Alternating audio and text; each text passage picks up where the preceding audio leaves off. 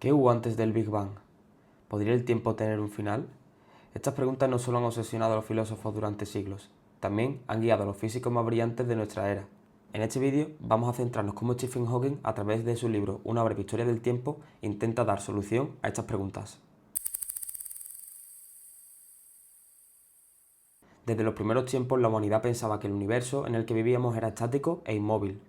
Aristóteles sostenía que la Tierra era el centro del cosmos y que la Luna, el Sol, los planetas y las estrellas giraban alrededor de ella en órbitas circulares. Esta visión del universo fue desarrollada y refinada por Ptolomeo en el siglo II después de Cristo, quien construyó un modelo cosmológico completo y detallado basado en el modelo geocéntrico. Siglos después, un sacerdote polaco llamado Nicolás Copérnico propuso un modelo más simple. En este, el Sol era el centro del sistema y no la Tierra. En su visión, los planetas, incluida la Tierra, giraban alrededor del Sol en órbitas circulares. Aunque esta idea revolucionaria tardaría en ser apoyada. De hecho, pasó un siglo más tarde cuando científicos como Kepler y Galileo empezaron a apoyarla públicamente. Fue entonces Kepler quien mejoró este modelo, pues se dio cuenta de que las órbitas no eran círculos perfectos, sino elipses. Esta corrección permitió ajustar el modelo a las observaciones reales del cielo. Aún así, después de tanto debate, llegaría Newton, y con él, la solución a todo este problema, ya que con su libro Principia Matemática dio explicación al movimiento de los cuerpos celestes con las leyes de movimiento y la ley de la gravitación. Fue a partir de ese momento cuando los físicos comenzaron a hacerse una imagen del universo ya no solo coherente, sino también matemáticamente predecible. Una vez más o menos resuelta la disputa de cómo se estructura el universo, empezaron a hacerse nuevas preguntas. Esta vez, esta disputa fue en relación a las magnitudes que definimos para describir el universo, y entre ellas, ninguna más misteriosa que el tiempo. Preguntas como qué es el tiempo o si hay un principio son las preguntas que ahora habría que resolver. San Agustín ya se había planteado algo similar siglos atrás. Decía que el tiempo no existía antes de la creación, es decir, que era una propiedad del propio universo que Dios había hecho. Esta idea, curiosamente, se adelanta a lo que la física moderna sugiere. Si el universo tuvo un comienzo, el tiempo mismo también. No fue hasta 1929 cuando Edwin Hubble observó algo sorprendente. Las galaxias lejanas se alejan de nosotros en todas las direcciones, es decir, el universo se está expandiendo. Por lo tanto, a partir de estas observaciones los científicos dedujeron que en el pasado todo el universo debió de estar concentrado en un punto extremadamente denso y caliente. Ese momento inicial es lo que hoy llamamos como Big Bang. Aquí viene la parte clave. En condiciones tan extremas, nuestras leyes físicas dejan de tener sentido y toda capacidad de predicción, de causa y efecto se desmorona. Es decir, si hubo algo antes, no podría afectar lo que sucedió después. Por eso, muchos físicos, entre ellos Hawking, defienden que el tiempo mismo comenzó con el Big Bang.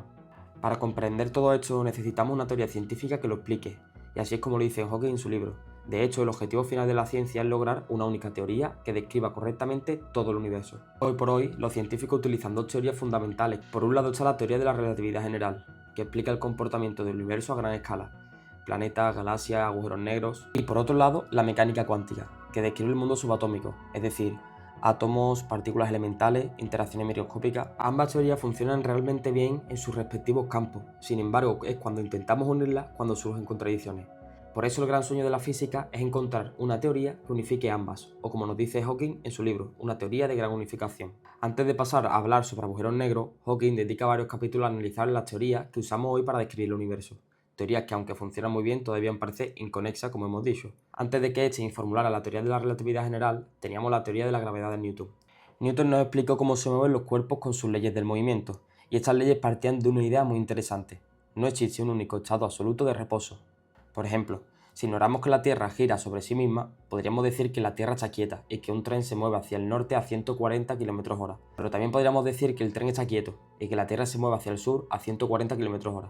Es decir, ambas descripciones son válidas. Esto significa que no hay forma de saber quién realmente se está moviendo, y esta ausencia de un reposo absoluto nos lleva a una consecuencia aún más profunda. No podemos saber si dos eventos que ocurrieron en momentos distintos sucedieron en el mismo lugar del espacio. Es decir, ya no podemos hablar de una posición absoluta en el universo. Y si la idea de espacio absoluto la hemos desechado, ¿por qué no hacer lo mismo con el tiempo? Tanto Aristóteles como Newton creían en un tiempo absoluto. Según ellos, era imposible de medir el intervalo entre dos sucesos sin ninguna ambigüedad. Y lo más importante, ese intervalo sería el mismo para cualquier observador, siempre que usara un buen reloj. En este enfoque clásico, el tiempo era algo universal y separado del espacio, es decir, pasaba igual para todos en todas las partes del universo. Pero esta idea hemos tenido que dejarla atrás. Aquí es donde entra en juego un postulado fundamental de la teoría de la relatividad, y es el siguiente. Las leyes de la ciencia deben ser las mismas para todos los observadores que se mueven libremente, sin importar su velocidad. Este principio ya lo aceptaba Newton, sin embargo lo nuevo vino con las ideas de Maxwell y su teoría del electromagnetismo. Maxwell descubrió que la luz se propaga a una velocidad constante y que esa velocidad no depende de la fuente ni del observador. Eso llevó a Einstein a una conclusión revolucionaria. Todos los observadores deben medir la misma velocidad de la luz, sin importar lo rápido que se estén moviendo. Y para que eso sea cierto, hay que renunciar al tiempo absoluto y aceptar que el tiempo y el espacio están profundamente entrelazados. En otras palabras, la teoría de la relatividad acabó con la idea de un tiempo absoluto. Ya fuera parte de la teoría de la relatividad y de todo el éxito que tuvo la teoría de la gravedad de Newton, el matemático Laplace llevó esa visión un paso más allá. Él creía que el universo era completamente determinista. Según Laplace, si conociéramos con precisión las posiciones y velocidades de todas las partículas del universo, podríamos usar las leyes de Newton para predecir exactamente lo que ocurriría en un momento futuro. El universo, según él, era como un reloj perfectamente calculable. Pero esa visión empezó a tambalearse con un problema inesperado: la catástrofe ultravioleta. A comienzos del siglo XX, los físicos Rayleigh y Jeans intentaron calcular cómo un cuerpo caliente emite radiación. Según sus fórmulas, ese cuerpo debería de emitir la misma cantidad de energía en todas las frecuencias, lo que implicaría que irradiaría una cantidad infinita de energía. Un absurdo total. La solución vino de la mano de Max Planck, quien propuso algo revolucionario.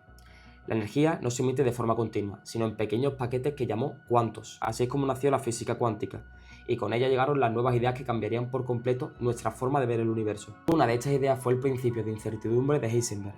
Este principio afirma que es imposible conocer con precisión al mismo tiempo la posición y la velocidad de una partícula. Y eso significa que no podemos predecir exactamente lo que hará. Así que con la física cuántica se acabó el sueño de Laplace. El universo ya no es una máquina determinista. Ahora el azar forma parte de las leyes fundamentales de la naturaleza.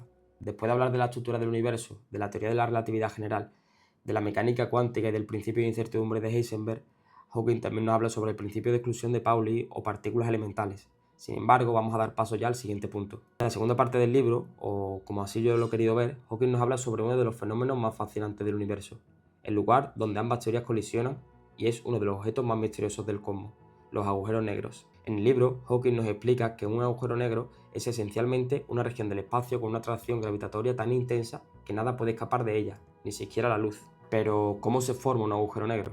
Para dar respuesta a esta pregunta necesitamos repasar brevemente el ciclo vital de una estrella, además de tener en cuenta una de las propiedades, que es que cuanto más masiva es una estrella, más rápido agota su combustible.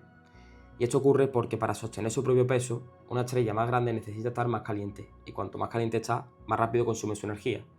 Cuando el combustible se agota, la estrella comienza a enfriarse y, en consecuencia, a contraerse bajo su propia gravedad. Ahora entra en escena el científico Chandrasekhar, quien calculó cuál es el límite máximo de masa que puede tener una estrella para seguir manteniéndose en equilibrio tras agotar su energía. Bien, pero ¿en qué se basa este límite? Lo que nos viene a decir Chandrasekhar es que cuando una estrella se comprime, las partículas en su interior se acercan tanto que empiezan a actuar el principio de exclusión de Pauli. Este principio, recordamos que nos dice que las dos partículas no pueden ocupar el mismo estado cuántico. Esto genera una presión de repulsión, que si es lo bastante fuerte puede frenar el colapso gravitatorio. Sin embargo, la relatividad restringe las velocidades que esas partículas pueden alcanzar. Es decir, nada puede superar la velocidad de la luz.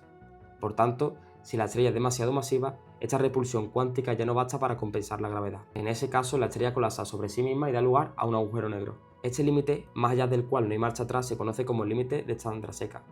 Pero claro, ¿qué ocurre si la masa de una estrella es menor que este límite? Bien, en ese caso la estrella no colapsa hasta convertirse en un agujero negro.